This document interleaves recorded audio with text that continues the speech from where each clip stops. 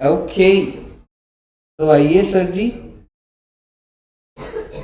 हमने एक standard start करा था AS12 और वो था गवर्नमेंट ग्रांट के ऊपर। पहले 15-20 मिनट में सारी बातें लिख दूंगा रिवीजन के लिए। इफ यू वांट शायद से चार्ट अगर और अच्छा बन जाए तो नोट कर लेना, नहीं तो आपने लिखा ही हुआ है। वैसे अगर मैं आपको बोलूं गवर्नमेंट ग्रांट दो तरीके के होते हैं बच्चे, या तो मॉनेटरी या फिर नॉन मॉनेटरी। सर जी नॉन मॉनेटरी का एग्जांपल दे देता हूं, मतलब इसमें आपको गवर्नमेंट कोई असिस्टेंस पैसे में नहीं कर रही। गवर्नमेंट कह रही है कि अपना एड्रेस बताओ, तुम्हारे एड्रेस पे हमने प्लांट एंड मशीनरी भेज दी है।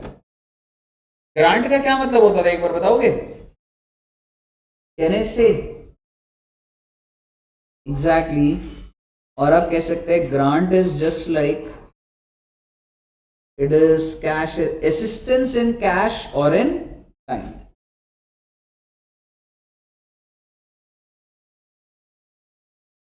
असिस्टेंस इन कैश काइंड में हो गया भाई, जैसे प्लांट एंड मशीनरी दे दी आपको, ग्रांट नहीं है क्या ये? बिल्कुल है ग्रांट, समझ रहे हो? और चलो मैं बीच बीच में नई बात भी करता ही जा रहा हूं। कैसे मिलता होगा ग्रांट? आप गवर्नमेंट के पास गए, आपने बोला कि मैं बिजनेस करूंगा और ये सोशल वेलफेयर के लिए बिजनेस है, तो आप मुझे कुछ हेल्प करिए। तो क्या गवर्नमेंट करती होगी? There can be possibility. ठीक है, गवर्नमेंट बोले जी हाँ आप जो बिजनेस कर रहे हैं, आप एक NGO खोल रहे हैं, आप बच्चों को पढ़ाने के लिए एक जगह पे स्कूल खोल रहे हैं, तो वी विल असिस्ट यू। आप एक अच्छा कॉज कर रहे हैं, आप एक हॉस्पिटल खोल रहे हैं, ओल्ड एज के लिए खोल रहे हैं, बच्चों के लिए, whatever.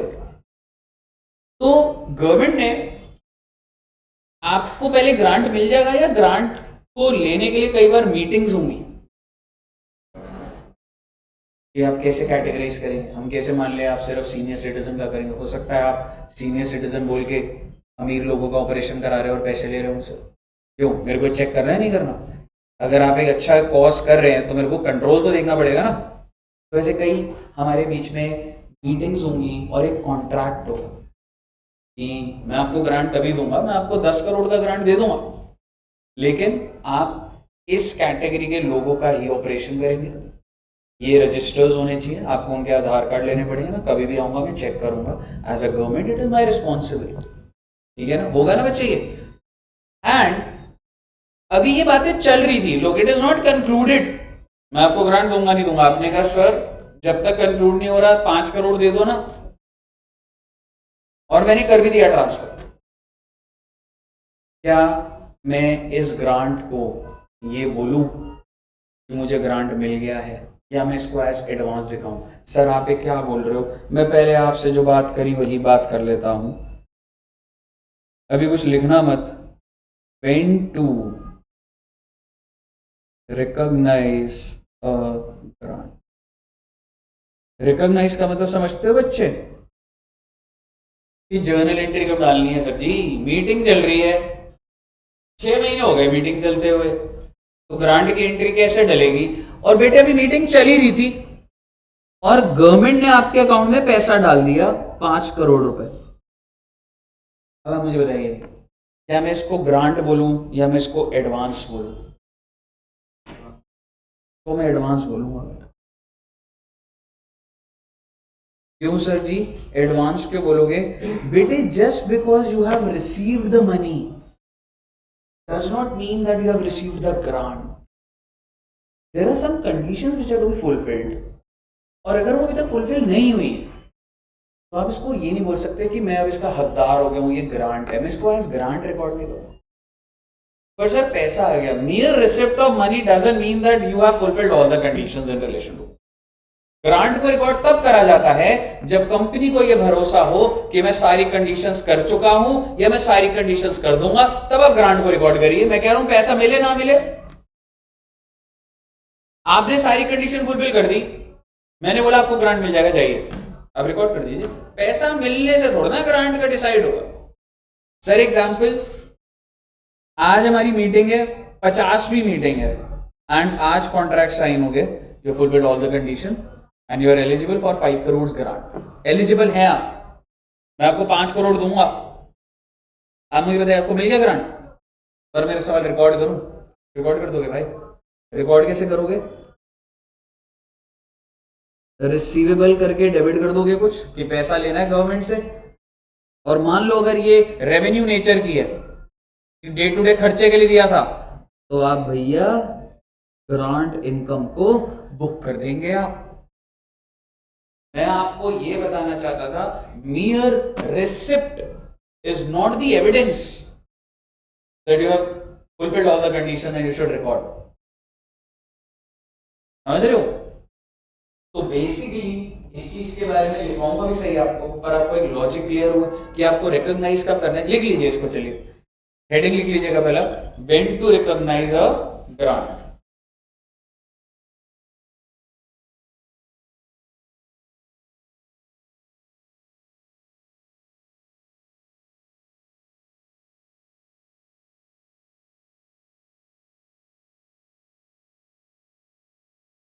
When to recognize a grant। अब इसमें जो मैं बोलूंगा वो लिखना बच्चे। Grant is to be recognized in the books of accounts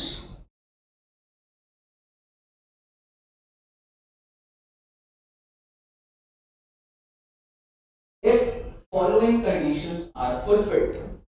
If following conditions are fulfilled।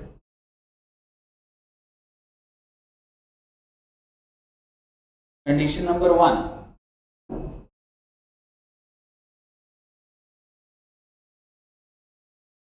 पहली कंडीशन है बच्चे, all the necessary conditions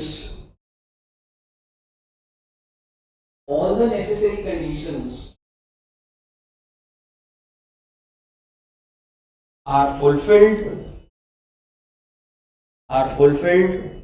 or management believes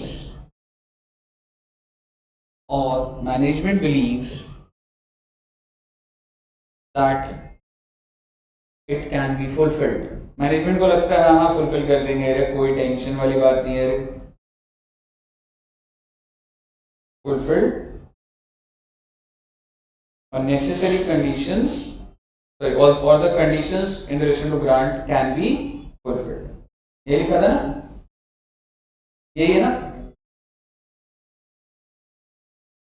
हाँ, management believes that it can be fulfilled।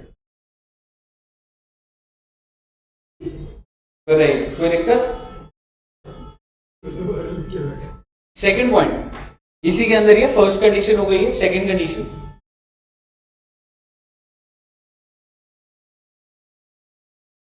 Management believes that there is no uncertainty regarding the collection of the grant। Management believes that there is no uncertainty regarding collection of the grant। collection of the grant मतलब आपको मिल जाएगा पैसा, मतलब समझ रहे हो? Regarding collection of the grant. अगर आपको लग रहा है कि आप सारी कंडीशंस फुलफिल कर लेंगे, बहुत अच्छी बात है। दूसरी बात, आपको लग रहा है मेरे को सरकार भी दे देगी। एक बात बताओ, मैं कंडीशन फुल करूँ पर मेरे को भी डाउट है, पता नहीं देगा नहीं देगा, should I record the grant? No. ठीक है, तो दोनों condition, I believe that I am in a situation to fulfil all the conditions, and secondly मेरे को कोई डाउट नहीं लग रहा दे विल, तो आपको क्या कर देना चाहिए? ग्रांट को रिकॉर्ड कर देना चाहिए। बताइए, ग्रांट को रिकॉर्ड करने के लिए आप उसके आगे आपको एंट्री नहीं डालनी, बट मैंने जस्ट आपको समझाने के लिए बोल दिया। क्या डाल दिया बच्चा आपने? Receivable to grant. क्लियर है? आइए, और अब मैं आपके साथ मैं आपको सारी बातें दिखाऊंगा। ठीक है, क्वेश्चन भी प्रैक्टिस करेंगे। अब आ जाइए कि सर ये ग्रांट के टाइप्स होते थे और क्या थे। क्या आप मुझे बता सकते हैं मॉनिटरी ग्रांट में क्या था?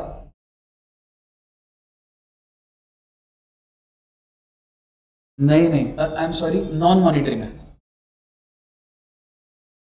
हाँ, एग्जाम्पल बना देते हैं। एग्जाम्पल जैसे सेंट्रल गवर्नमेंट ने रिलायंस इंडस्ट्रीज लिमिटेड को लैंड एंड बिल्डिंग हो गया, प्लांट एंड मशीनरी हो गया, एज फ्री ऑफ कॉस्ट दे दिया, तो ये भी तो ग्रांट है ना बेटा। तो आप मुझे बताइए रिलायंस क्या एंट्री डालेगा, कोई भी एसेट हो, क्या मैं कह सकता हूं fixed asset debit to bank नहीं ग्रांट, और कितने रुपए पे, तुम्हारी जेब से तो कुछ भी नहीं गया, तो तुम नॉमिनल वैल्यू पे रिकॉर्ड कर लोगे, यानी कि Reliance industries limited will record the grant at nominal value। बताइए क्लियर है? नहीं लगेगा ना दोस्त, तेरी कॉस्ट ही नहीं है, तो डेप्रिसिएशन एक एक्सपेंस होता है, how can you book it, you not spend. Depreciation definitely होगा लाइफ में, लेकिन मैं रिकॉर्ड थोड़ा ना कर सकता हूं, समझ रहे? तो ये बस 10 रुपए पे। और अगर मैं आपको बोलूं फिक्स्ड एसेट कौन सी साइड दिखेगा बच्चे, एसेट साइड, ग्रांट कौन सी साइड दिखेगा? अरे नीचे नोट्स होगा, मैं समझा दूंगा भाई, फ्री में एसेट आ रखे, बताइए क्लियर है? करिए नोट, हो गया ना? नहीं हुआ? नहीं अभी मत करो, मतलब जो अभी आप कर लो बस, जिसकी क्लास नहीं हुई है, बाकी बच्चे अभी मत करो, ठीक है? एक बार मैं बना देता हूँ, फिर देखते हैं कैसा जा रहा है। अब आप मुझे बताइए, मैंने मॉनिटरी के अंदर कुछ कैटेगरीज बनानी है, याद करो थोड़ा सा। पहले मैं लिख देता हूं वो प्रमोटर्स कंट्रीब्यूशन वाला, हाँ, कि भैया धंधे में क्या बोला जा रहा है, अरे सर साथ में मिलके बिजनेस करेंगे, यानी कि गवर्नमेंट रिलायंस को क्या कह रही है, आप भी आइए हम भी आते हैं, साथ में अप्लाई करेंगे जीएसटी के लिए, इनकम टैक्स के लिए, साथ में बिजनेस करेंगे, जो होगा साथ में, कहने का मतलब है ओनर्स एज ओनर्स। तो इस चीज को क्या बोला जाता है, as promoters contribution. It's not exactly joint venture, लेकिन आप ये कह सकते हो कि सर बिजनेसमैन कह रहे सर आपको पैसा ऐसे नहीं डालना कि आप मेरे को कोई एसेट दे रहे हो, आप बस मुझे पैसा देके भूल जाइए आप, एंड जस्ट लाइक जब मैं बिजनेस स्टार्ट करता हूँ तब जो पैसा मिल रहा है, समझ रहे? I am starting a business और तब मैं पैसा ले रहा हूँ, लोन वोन नहीं है सर ये, एज कैपिटल डालिए इसको, ठीक है? मतलब आप मतलब ऐसे मत करिएगा 10 साल बाद बोल दो कि वापस कर दो मैं पैसे दे रहा, ये सब मालिक के तौर पर आइए, ठीक है ना? As promoters contribution. तो मुझे बताओ कंपनी क्या एंट्री डालेगी बेटा, बैंक में कुछ पैसा आएगा और क्रेडिट किसको कर दूंगा, कैपिटल रिजर्व। और आपको याद होगा मैंने आपके साथ, ठीक है, पहले ये एंट्री क्लियर है, मान लो 100 रुपए दिए थे, तो 100 रुपए बैंक में आ गए, और कैपिटल रिजर्व में कितना, 100 रुपए। कैपिटल रिजर्व किधर दिखेगा, लायबिलिटी से। Now supposingly due to some conditions are not fulfilled, business start करा था, आपको कुछ बोला था, आपको फॉलो नहीं कर रहे, गवर्नमेंट ने बोला मेरा पैसा मुझे वापस कर, मैं क्या एंट्री डालूंगा, रिवर्स कर दूंगा, कैपिटल रिजर्व टू बैंक 100 रुपए। और क्लियर है जी, ये हमने करा था सबसे पहले। उसके बाद क्या मैं कह सकता हूँ, ग्रांट हो सकता था to meet day to day expenses, हाँ जी,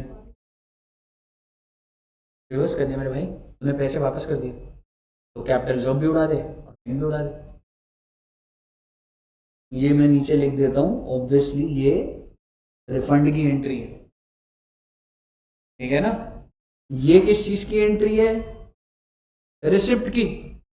but in case of refund मैं साथ साथ ही बात कर रहा हूँ आपके, लास्ट क्लास में कर ली थी मैंने बात, रिफंड की स्टार्ट कर ली। तो मुझे बताइए क्लियर है ना ये चीज, आगे सुनिएगा। चलो जी, प्रमोटर्स कंट्रीब्यूशन की बात हो गई, हाँ सर आगे देखना बेटा। एक होता था सर पैसे दे दो to meet day to day expenses. तो आप मुझे बताइए क्या एंट्री डालूं? Good, bank account debit to grant income लिख दो तो आपको और क्लियर हो जाएगा कि भैया ये मेरी इनकम है। और इस ग्रांट इनकम को किधर को ट्रांसफर कर दोगे? पीएनएल में। मेरे हिसाब से आप बना लेंगे तो सही रहेगा, क्या कहते हो? क्या ठीक है, बना ही रहे हो? बना ही लो फिर।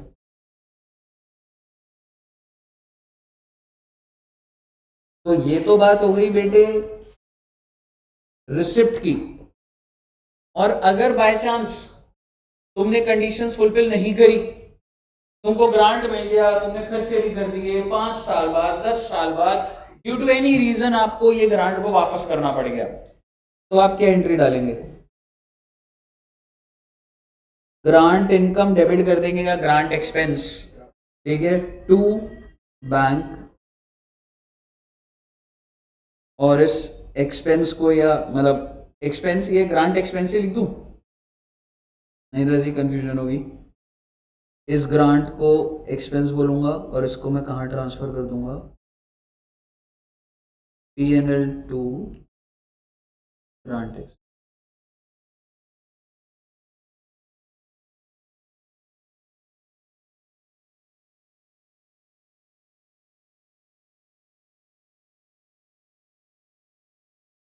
क्लियर है बच्चे? और आपको ध्यान होगा इसके बाद हमने बात शुरू करी थी वो एसेट से रिलेटेड, जहाँ पे डेप्रिसिएशन का वो है ना। बस एक वही रह गया और फिर करेंगे और क्वेश्चन देखेंगे।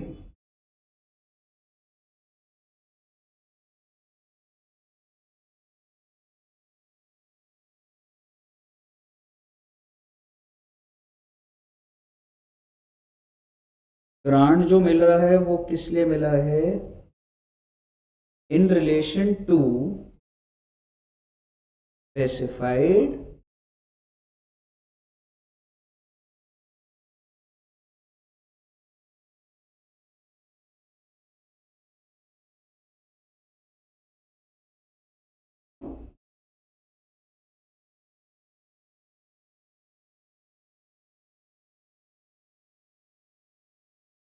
स्पेसिफाइड एसेट का मतलब कि जैसे कि मैं बोल रहा हूँ बेटे, आप जैसे मान लो दीपक जी हमने एक बाइक खरीदी, तो बाइक कितने की आती है वैसे जनरली? 1.5 लाख 2 लाख बाइक में।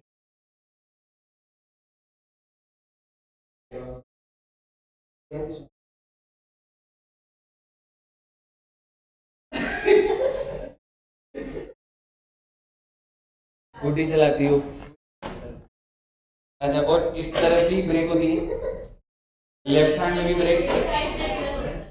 स्कूटी में, स्कूटी में दोनों साइड पे ऐसे जब अगर एक दूसरे को याद है तो दोनों साइड ब्रेक है, एक साइड क्लच है। हाँ वो तो पहुंच रहा था उस वजह से।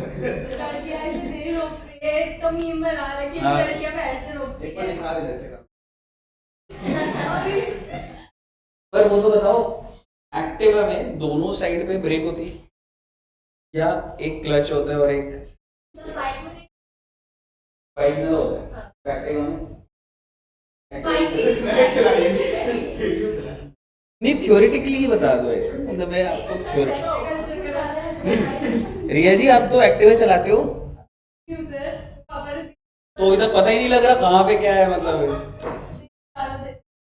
हाँ क्लच होता है एक्टिवा में, एक्टिवा में क्लच होता है पर गियर नहीं होता। अच्छा क्लच क्यों होता है लाइफ में, क्या होता है? हाँ गाड़ी में होता है, हाँ, और बाइक में क्लच।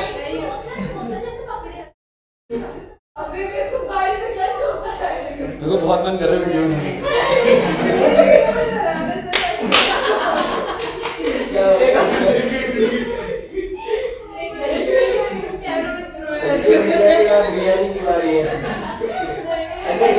बस इतना बता दो कि बाइक में गियर होते हैं नहीं, बस गियर होते नहीं होते, ये बता दो, सिंपल था।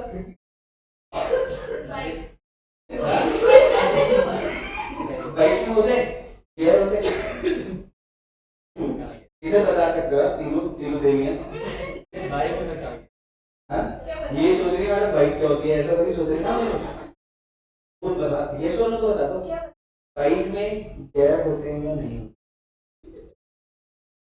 अच्छा, गियर पता है क्या होता है? बाइक में होते और एक्टिव में नहीं होते।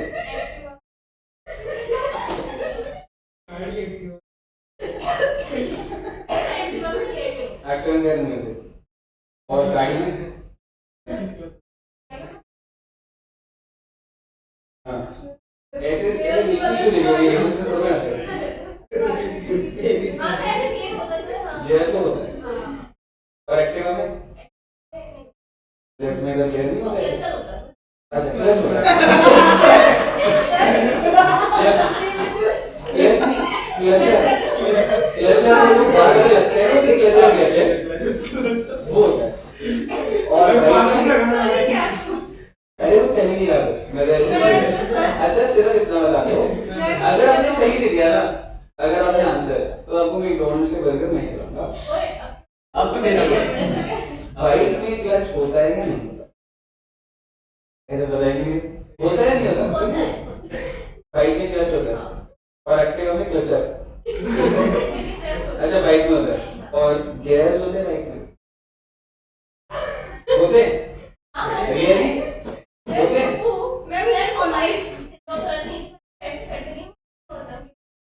गियर होता है, ब्रेक होती है। और वो जो पैर से लगाते हैं वो अच्छा, साइकिल में गियर होते हैं। साइकिल में गियर होते हैं। साइकिल में ब्रेक होते हैं, गियर नहीं होते। गियर वाली साइकिल जो होती थी नहीं चलती। बाइक चलाइए। फाइनल आंसर रिया जी, आप रजिस्टर करिए। बाइक में क्लच होता है कि नहीं?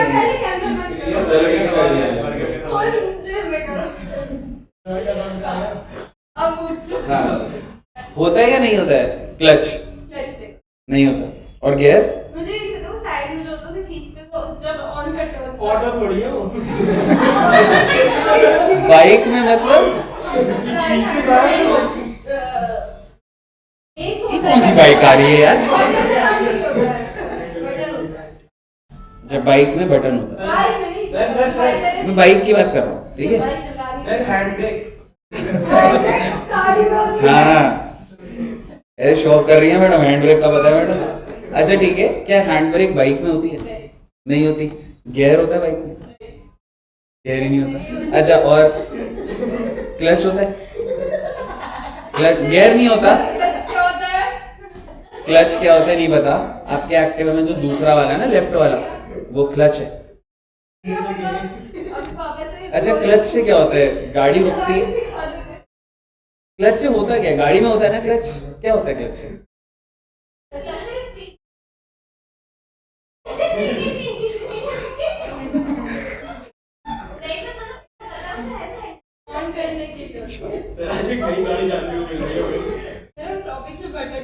टॉपिक से तो भटक गए, पर आपकी रोड अवेयरनेस जनहित में जारी होनी चाहिए, क्योंकि आपको पता तो होना चाहिए ना।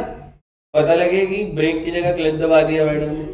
अच्छा ठीक है, बस मुझे क्लच को छोड़ते ही नहीं है।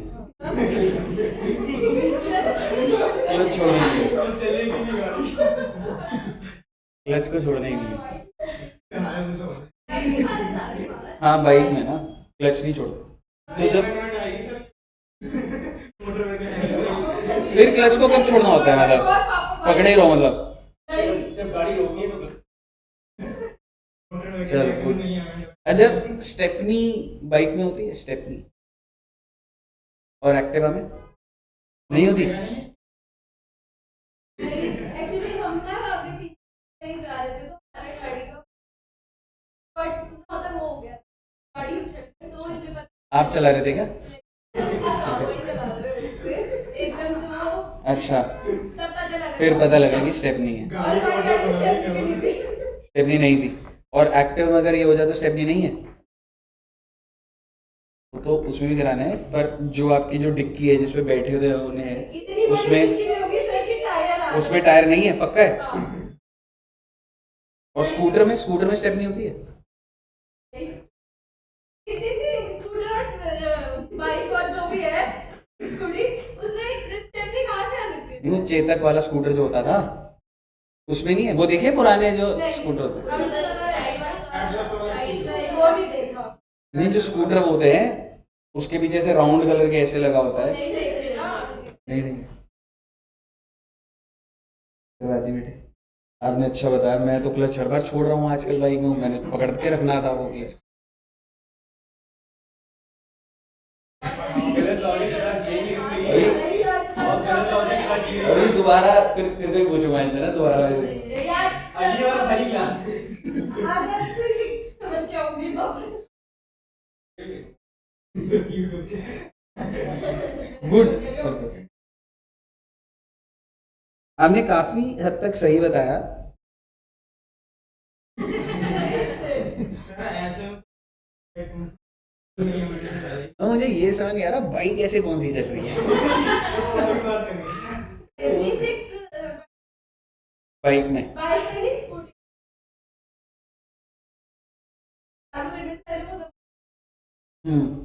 स्कूटी में किक होती है नहीं होती? सर वो चौक की मोबाइल की बात कर रही है।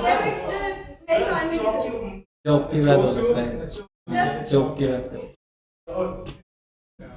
ठीक है ना। एनीवेज, तो हमारी बात हुई थी कि दीपक जी ने बाइक खरीदी थी 1 लाख रुपए की, और गवर्नमेंट कितने रुपए दे रही है? 4.5। तो अभी भी दीपक के कितने रुपए लग गए? तो फिर भी ग्रांट तो मिल गया ना। तो ऐसी कंपनीज बाइक और स्कूटी खरीदती होंगी या फिक्स्ड एसेट खरीदती होगी? तो भैया हमने in relation to fixed asset में 2 बातें करी थी, अगर आपको याद हो तो। और अब मैं इसको ना 3 बातें बना देता हूं, क्योंकि मैं यहीं पे ही बात सारी की सारी कर जाऊंगा। या तो वो डेप्रिशिएबल एसेट है, ठीक है जी, या तो वो नॉन डेप्रिशिएबल एसेट।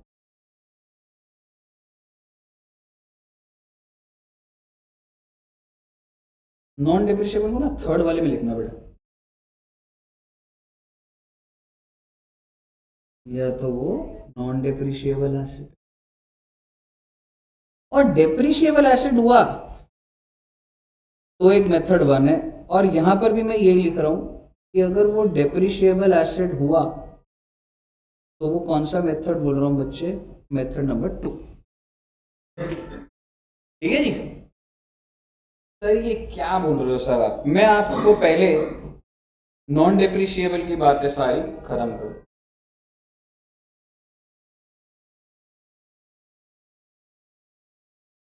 मेथड 1 कर लिया था आज, अभी दोनों एग्जांपल से मैं करवा दूंगा।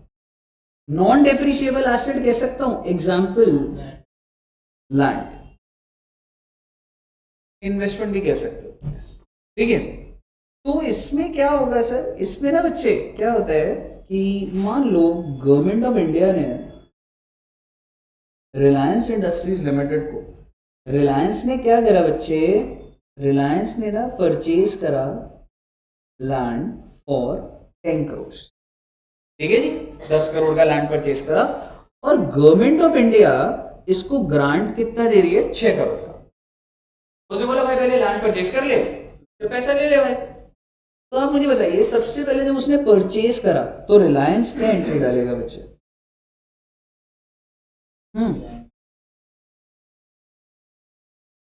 लैंड नहीं, परचेज कर रहे हो तो land account to bank 10 crore purchase करा ना पहले तो। अब आप मुझे बताइए आपको कितने रुपए का ग्रांट मिलेगा?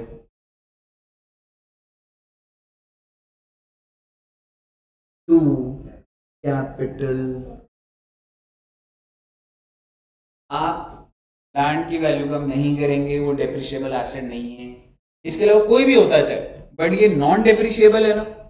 आप इसको क्या दिखाएंगे जी?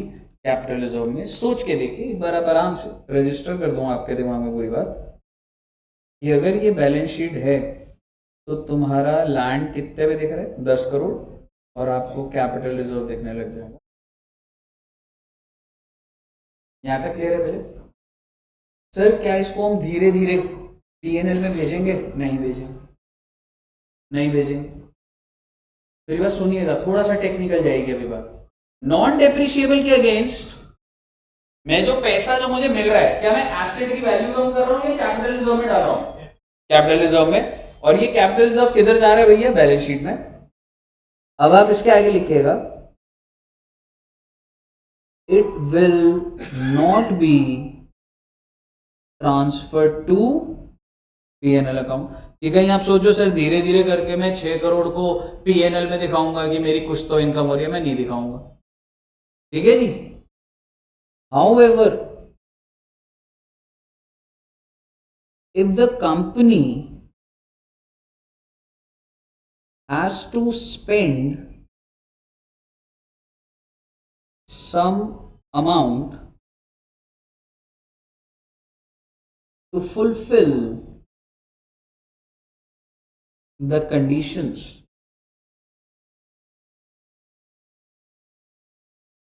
भाई मैं 6 करोड़ दे रहा हूं, अब कुछ कंडीशन है, आपको 2 साल बाद इसकी रजिस्ट्री का कुछ कराना है।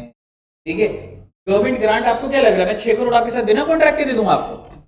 मैं कह रहा हूं कुछ भी खर्चा, इसे पेपर में ऐसे नहीं आएगा। आप समझो अगर मेरा कुछ खर्चा हो रहा है तो पोर्शन ऑफ द ग्रांट को मैं इनकम में भी दिखा सकता। Like there is very less, 4 lakh लग गए, कभी 5 लाख लग गए, तो थोड़ा सा प्रोपोर्शनेट ग्रांट फिर रेवेन्यू में, क्योंकि जब तुम खर्चा करोगे पीएनएल में दिखाओगे।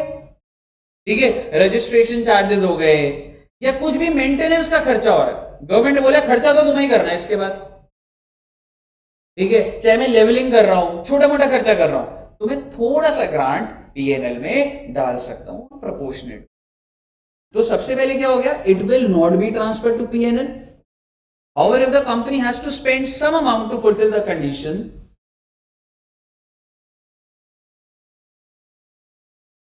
proportionate amount of grant can be transferred to income statement। Income statement होता है बेटा पीएनएल। देखो भाई आपको लगेगा सर ये आप क्या ही बोल रहे हो, पर हाँ ये थोड़ी सी अजीब बात है, ये तो बहुत डिटेल बोल रहा हूं मैं। तुमको पहले क्या समझना बताता हूं। नॉन डेप्रिशिएबल केस में एंट्री क्या होती है? Bank to capital. पहले तो बात यही खत्म हो जाती है।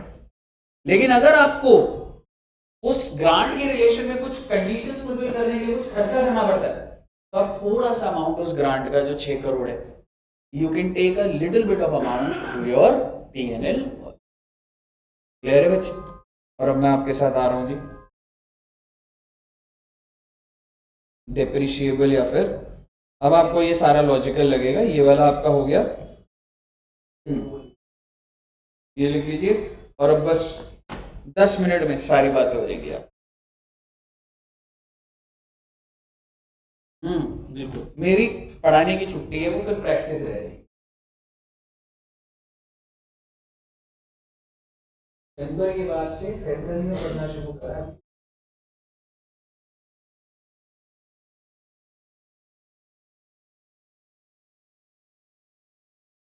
रिया जी आजकल एक्टिवा सीख रही हैं? कितने बजे सीखते हो?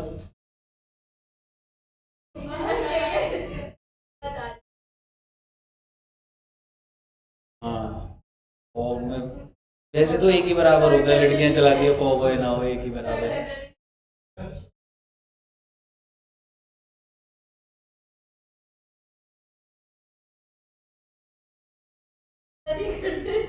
नहीं बस सीखना चाहिए, ये तो है।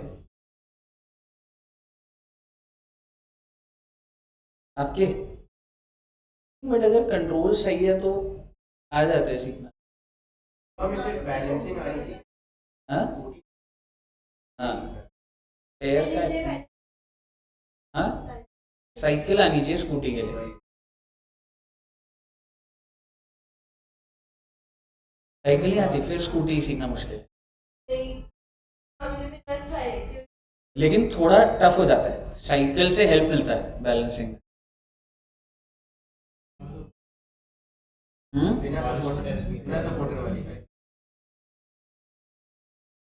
अच्छा हो गया था पास, पूरा 8 ऐसे वो बनवा देता हूँ। कैसे? पहले बनते थे, अभी भी हो जाता है। मेरी दीदी ने आधी गाड़ी सीख के बनवा लेना है, ज्यादा नहीं होता। पर गर्ल्स को ना गाड़ी या एक्टिवा कुछ ना कुछ एक जरूर आना चाहिए, डिपेंडेंसी हो जाती है, समझ रहे हो? गाड़ी कौन सी? हाँ चाहे गाड़ी है, एक चीज आनी जरूर चाहिए। दीपक जी को बाइक आती है? नहीं आती? आनी चाहिए भाई। और शाहिद को आती है भाई, जोएब भी चलाता है, इधर हर्ष भी बाइक या कुछ। हाँ वो ये स्वास्तिक जी को, वेरी गुड। और गाड़ी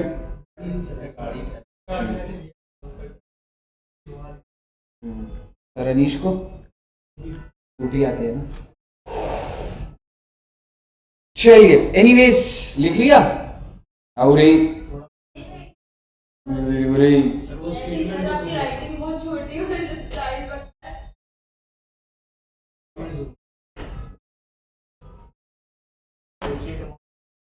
बहुत टेक्निकल चीज है, किस एंगल से है, क्या चीज है, उस तरीके से चल वो वाली चीज है।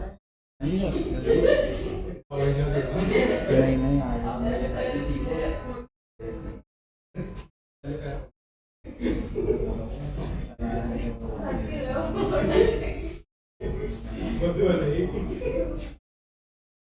कल का देखते हैं, संडे का।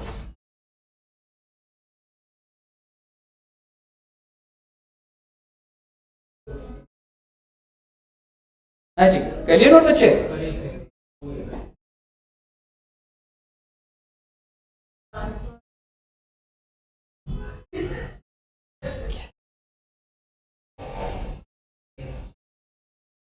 इतनी अच्छी हैंडराइटिंग है बेटे। फिफ्थ क्लास आपसे फिफ्थ क्लास में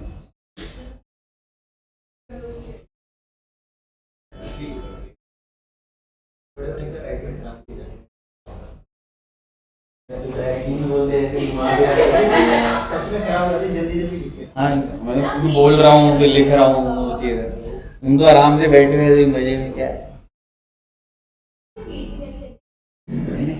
डॉक्टर बन जाना। डॉक्टर तो मैं हूँ, डॉक्टर ऑफ अकाउंट्स। आप सभी डॉक्टर बन जाओगे बेटे, आप बैलेंस शीट ठीक करोगे। आओ जी, बस बेटे ज्यादा देर नहीं लूंगा आपकी। डेप्रीशिएबल एसेट से रिलेटेड क्या हुआ था, आइए जरा एग्जांपल बनाते हैं। दोनों में सेम एग्जांपल पैरेलल चलाऊंगा, देखना बढ़िया रहेगा आपके लिए। सर जी फिक्स्ड एसेट परचेज करा 1000 रुपए का, सर जी यहां भी फिक्स्ड एसेट परचेज करा 1000 रुपए का, बहुत अच्छी बात। सर जी salvage value 200, okay. Life 4 years, okay. और कौन से दिन परचेज करा आपने? 1/4/18। क्या आप प्लीज मुझे बता सकते हैं 1/4/18 को मैं क्या एंट्री डालूंगा?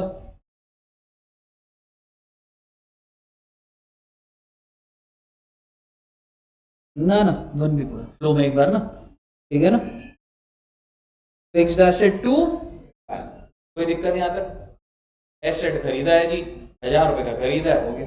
लेकिन क्या अभी तक मैंने कोई ग्रांट की बात करी? और 1/4/18 को गवर्नमेंट ऑफ इंडिया ने रिलायंस इंडस्ट्रीज लिमिटेड को 400 रुपए का ग्रांट दे दिया, ओके। क्योंकि गवर्नमेंट ऑफ इंडिया ने बोला था जा जाके एसेट खरीद ले, तो दिखा दे 400 रुपए दे देंगे तुझे। तो आप मुझे बताइए 1/4/18 को रिलायंस को पैसे मिल गए ना? कितने पैसे मिले? 400। किससे कम करूं? Fixed asset. ए भैया अब तुम्हारा फिक्स्ड एसेट कितने रुपए पे आ गया? 600 पे। तुमने डेबिट कैसे करा था? 1000 से 400 कम हो गए 600। मेथड नंबर 1 है ब्रो, नॉर्मल सी चीज है ना कि जब मुझे ग्रांट आया तो बैंक टू फिक्स्ड एसेट, ठीक है। अब आप मुझे बताइए डेप्रिसिएशन कौन से दिन चार्ज करेंगे? 31 मार्च 19। और सर कितना? अच्छा पहले डेप्रिसिएशन की एंट्री डाल देता हूँ, डेप्रिसिएशन टू फिक्स्ड एसेट। अब रुपए कितने होगा वो वर्किंग, क्या आप मुझे बता सकते हैं? सैलवेज वैल्यू वाज 200,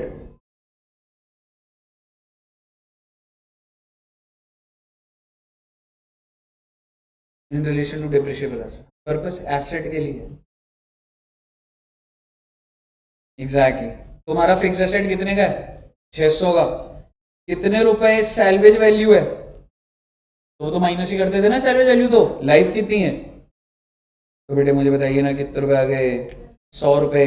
और आप मुझे बता दीजिए डेप्रिसिएशन टू फिक्स एसेट 100 रुपए। अगर आपको सारी बातें समझ आ रही है, पहला साल खत्म होने के बाद फिक्स एसेट कितने रुपए में दिख रहा होगा? फिक्स एसेट पे दिख रहा होगा 500 पे, क्योंकि 600 पे दिख रहा था, 100 का डिप्रिसिएशन लगा दिया। क्लियर है बच्चे? और ज़्यादा लंबी बात ऐसी मुझे करनी नहीं है कुछ। 31 मार्च 19 को इसी डिप्रिसिएशन को आप कहाँ भेज देंगे? PNL में 100 रुपये 100 रुपये। पहला साल डन है, मैं कुछ भी नहीं बोलूँगा। आगे के 3 साल पूरे के पूरे बना दीजिए। 31 मार्च 20 को जो एंट्री चलेगी और 31 मार्च को एंट्री चलेगी, थोड़ा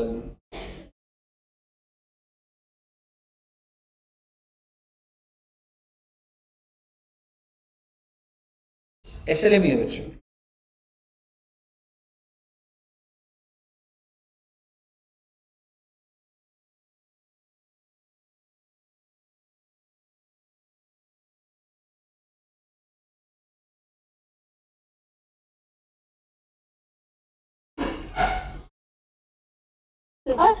हाँ जी बच्चे। हाँ जी बच्चे।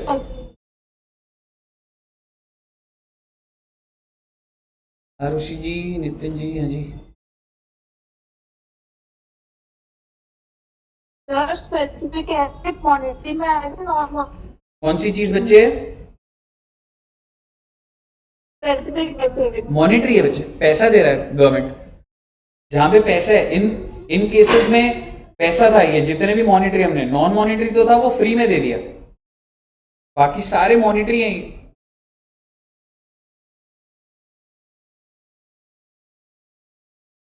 हाँ जी, डालो डालो, अगली एंट्री डालो।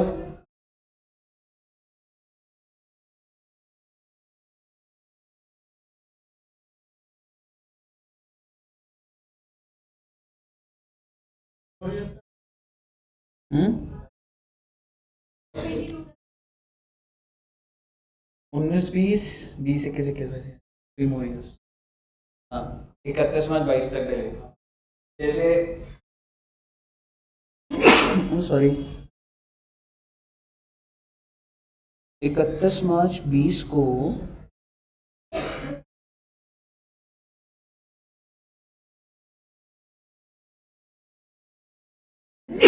सॉरी मिट्टी है क्या?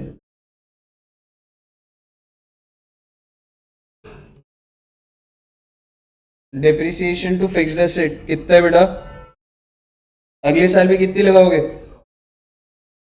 और 31 मार्च 20 को PNL टू डेप्रिसिएशन कितना? 100। बताइए यहाँ तक कोई दिक्कत? अगर कोई दिक्कत नहीं है तो ऐसे आगे के साल की भी डाल दी ना आपने। मैं अभी आपका कॉन्सेप्ट डिस्टर्ब नहीं करूंगा, अभी रिफंड की बात नहीं कर रहा। अब मैं मेथड नंबर 2 पे आ रहा हूँ, प्लीज़ बड़े ध्यान से देखिए। फिक्स्ड एसेट कितने का मेथड नंबर 2 में? 1000 का। सारी बातें सेम। सैल्वेज वैल्यू कितनी? 200। लाइफ कितनी? 4 साल। सारी बातें सेम है, सेम ईयर्स एवरीथिंग। आप मुझे बताइए। हाँ जी, मेथड नंबर 2 है। आप मुझे बताइए फिक्स्ड एसेट कितने पे रिकॉर्ड करूंगा? Obviously fixed asset to bank 1000 रुपये तो दिए मैंने। बताइएगा, गवर्नमेंट ऑफ इंडिया जब आपको ग्रांट देगी ना बेटा, तो आपके बैंक में कितने रुपए आएंगे? 400। पर मैं फिक्स्ड एसेट की वैल्यू कम नहीं करूंगा, और मैं क्या करूंगा बच्चे? Deferred grant 400। देखो पहले वाले ऑल्टरनेटिव में क्या था? Bank to fixed asset. अभी क्या कर दिया मैंने? Deferred grant. मतलब सर, मतलब आपको समझ आता जाएगा। अभी आप मुझे साल के एंड पे बताइएगा डेप्रिसिएशन टू फिक्स एसेट डलेगा? बिल्कुल डलेगा। आप बताइए कितने रुपए, एसेट कितने का तुम्हारा? अब 1000 का चल रहा भाई। सैलवेज वैल्यू कितनी? 200 साइड कर दी मैंने। लाइफ कितनी बेटा? कितना आ जाएगा? ओके, पहले वाले ऑल्टरनेटिव में 100 रुपए, यहाँ पे कितना? 200। लेकिन और अभी बात खत्म नहीं हुई। अभी ये जो डेफर्ड ग्रांट आपने क्रेडिट करा है ना, इसको मैं धीरे धीरे पीएनएल में लेके जाऊंगा। कितने रुपए का ग्रांट है? 400। एसेट की लाइफ कितनी है? 4 साल है ना। 100 रुपए over the life of the asset. मेरे कहने का मतलब है 31 मार्च 19 को डेफर्ड ग्रांट 100 रुपए से खत्म कर दूंगा और इसको कहां भेज दूंगा? पीएनएल। सर जी ये कैसे निकला? बेटे टोटल ग्रांट कितने का? 400 का। बेटा लाइफ कितने की? 4। तो 100 रुपए मैंने पीएनएल में इनकम दिखा दी मैंने। और अब अगर आप डेप्रिसिएशन का एक्सपेंस और इनकम लेके देखो तो नेट नेट तो 100 का ही हो गया है ना बस खर्चा। समझ गए क्या चीज बोल रहा हूं? तो सर डेफर्ड ग्रांट होता क्या है? मैं आपको एक चीज बता देता हूं। जैसे ही आपने एंट्री डाली होगी तो बैलेंस शीट में कितना होगा बेटा? बैंक में 400 और डेफर्ड ग्रांट ना लाइबिलिटी साइड पे दिखा। Deferred grant is shown on the liability side. मैं धीरे धीरे भेजूंगा ना पीएनएल में। जिसमें से आपने 100 भेज दिया तो साल के एंड में डेफर्ड ग्रांट कितने में दिख रहा होगा? 300। अगले साल फिर 100 भेजोगे होता जाएगा। कोई दिक्कत वाली बात नहीं। 31 मार्च 19 हुआ ना, अगला साल डालिए। 31 मार्च 20 को क्या क्या होगा? क्या मैं कह सकता हूं दोबारा से डेप्रिसिएशन की एंट्री? क्या एंट्री डलेगी?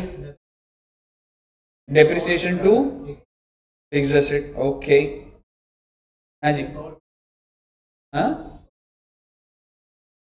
डेफर्ड ग्रांट एक तरीके की इनकम है जो तू एक साथ पीएनएल में नहीं भेज रहा, तू भेज रहा है over the life of the period of the asset. समझ रहे? एसिड की लाइफ जितनी है उस हिसाब से भेज।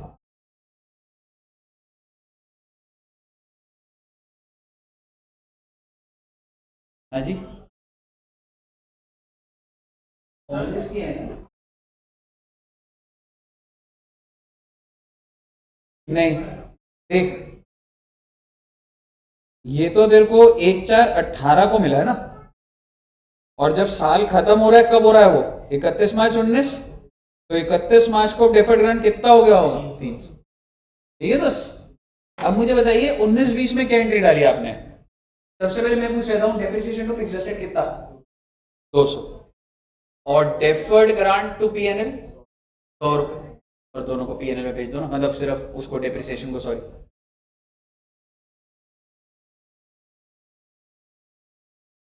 हाँ जी, बना दीजिए पूरा।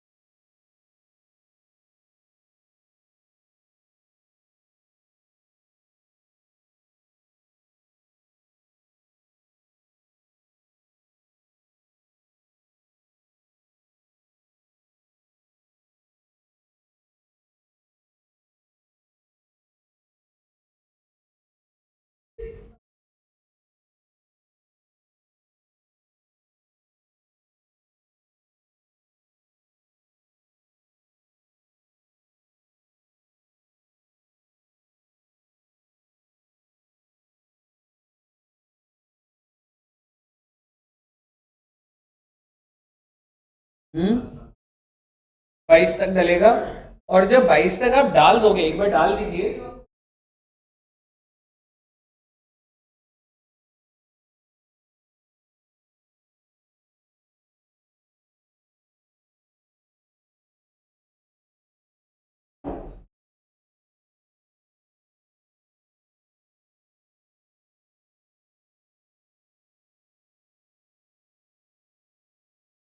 जब 22 तक डाल दोगे तो डेफर्ड ग्रांट का बैलेंस क्या आ जाएगा? 0। और फिक्स्ड एसेट का 200 जो सैलवेज वैल्यू। मुझे बताइए क्लियर है? अगर आपको ये बात क्लियर है तो लास्ट बात बोलने जा रहा हूं बस, और ऑल्टरनेटिव नंबर 1 पे भी आ जाऊंगा पहले। सर जी 4 साल हो गए, सारी बात खत्म हो गई, लेकिन सर जी सरकार ने बोला भैया 500 रुपये, सॉरी ग्रांट कितने का दिया था? 400। सरकार ने बोला 300 रुपये रिफंड कर दो, तुम कंडीशन फुलफिल नहीं कर रहे, जो मर्जी रीजन है। कौन सी तारीख को? मान लो 1/4/22 को। लास्ट एंट्री 31/5 डाली ना आपने?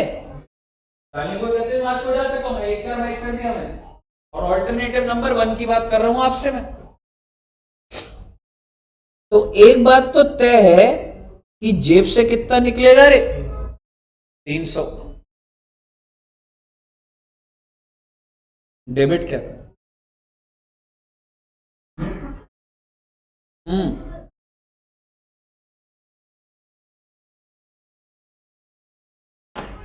सीधी सी बात है भैया। टू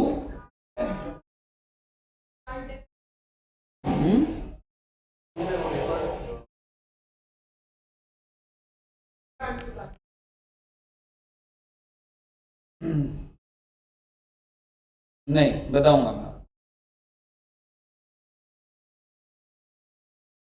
तू रिफंड कितना कर रहा है? टू बैंक हो गया 300। कहीं ना कहीं ये वाली कॉस्ट आपने बेयर करी ना, तो आप फिक्स्ड एसेट टू बैंक करेंगे।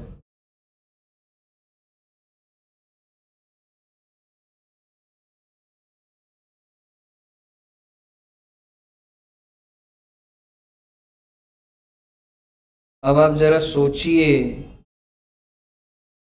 कि यहां क्या होगा। डेफर्ड ग्रांट, एक बार सोचिए, एक बार कुछ एंट्री डाली। एक सेकंड में आ रहा हूं।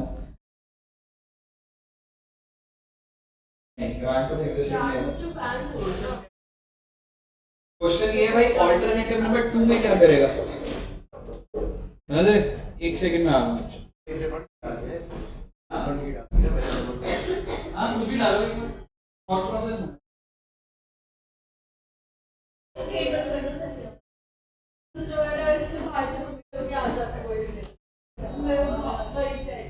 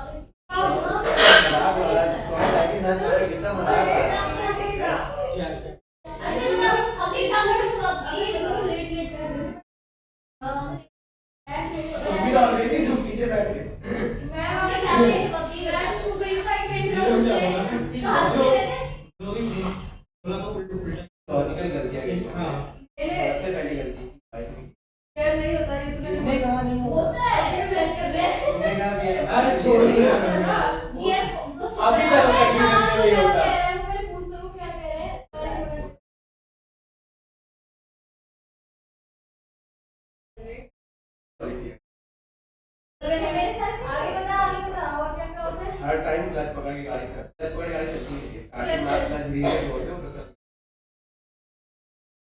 फिर गाड़ी जाती है। आप इससे हैंडल कर सकते हैं, मेरे पापा ने हैंडल कर दिया इसको। धीरे धीरे और बस ब्रेक को कंट्रोल करनी थी, क्लच को स्टार्टिंग में, धीरे धीरे स्टार्टिंग में छोटा बताया था बस, और इससे ज्यादा कुछ नहीं होता। और एक स्टार्टिंग में बटन वाली हैंडल का तो एक भी हो सकता।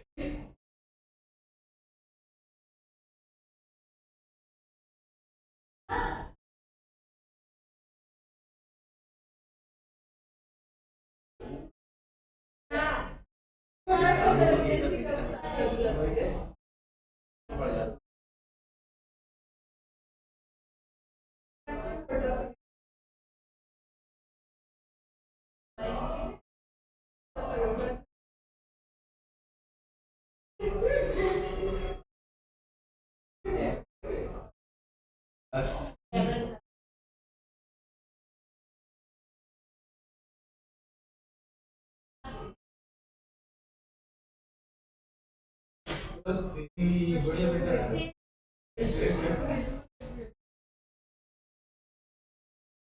मेरे साथ आए ये देखो यार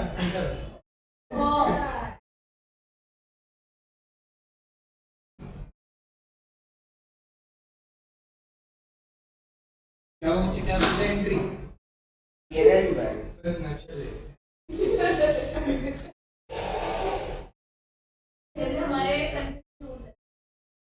आपका कंफ्यूजन क्या है कि एक्टिवा में गियर है या नहीं है, या वो अभी तक उसे पता है कि हाँ बाइक में गियर होते हैं। है जी? क्या करें बच्चे, रिफंड की एंट्री यहाँ भी अगर होता है गेयर होता है 300 रुपए है तो अगर मैं आपको बोलूं बैंक में कितना जाएगा बच्चे, 300, और यहाँ पर सीधा राइट ऑफ होता है। एग्जैक्टली। तो मैं खर्चा बुक करता हूँ इधर, फिक्स जैसे नहीं करता हूँ, ठीक है ना। तो जब भी अगर कोई चीज होगी तो डेफर्ड ग्रांट ऐसे दोबारा से नहीं खुलेगा, सीधा सीधा पीएनएल में इस खर्चे को बुक कर। वहां कुछ नहीं, वहां पे बस तुम इतना कर सकते हो। एक बात बता, तूने एंट्री क्या डाली, बैंक टू सीआर, रिफंड कर देगा तो क्या कर देगा, सीआर टू। ये साहब जी क्लियर है? पर क्वेश्चन प्रैक्टिस का कैसे करें, अगली क्लास में ना तुम्हें फिर 15-20 मिनट अलग से कराऊंगा, ठीक है? क्योंकि अगली क्लास में फिर और बच्चों होंगे तो टॉपिक मिड में होगा तो मुझे दिक्कत आएगी नहीं तो समझाने में, ठीक है बच्चों? तो सर जी अभी आपने क्या करना है, घर जाके कोई, वैसे तो अगर आप कोई भी क्वेश्चन देखना चाहते हो अपने मॉड्यूल साहब देख सकते, स्टैंडर्ड खत्म है, ठीक है? बट अगली क्लास में हम लोग 15-20 मिनट कुछ अलग रखूंगा, ठीक है, जिसमें प्रैक्टिस कराऊंगा।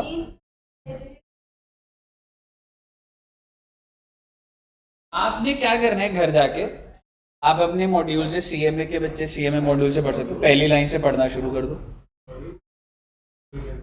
ऑनलाइन जो भी होगा अभी, ठीक है? फर्स्ट पेज से पढ़ना स्टार्ट कर सकते हैं आप, सीक्वेंस में पढ़ते जाएंगे, इलस्ट्रेशन आती जाएगी, सॉल्व होता है, ठीक है जी? चलिए, हाँ दोस्त, मतलब ऐसा तेरे को कुछ ऐसा कॉन्टेक्स्ट से मिलेगा नहीं, बट ये ना थ्योरेटिकल होते हैं, अकाउंटिंग स्टैंडर्ड्स होते हैं, तो कभी कभी छोटे छोटे एमसीक्यूज आ गए या जैसे ट्रू फॉल्स आ गए या आ गए तो ये होता है, तो आपको रीड तो करना, ठीक है जी? हाँ जी भेज दो मैडम, हाँ जी, हाँ दोस्त।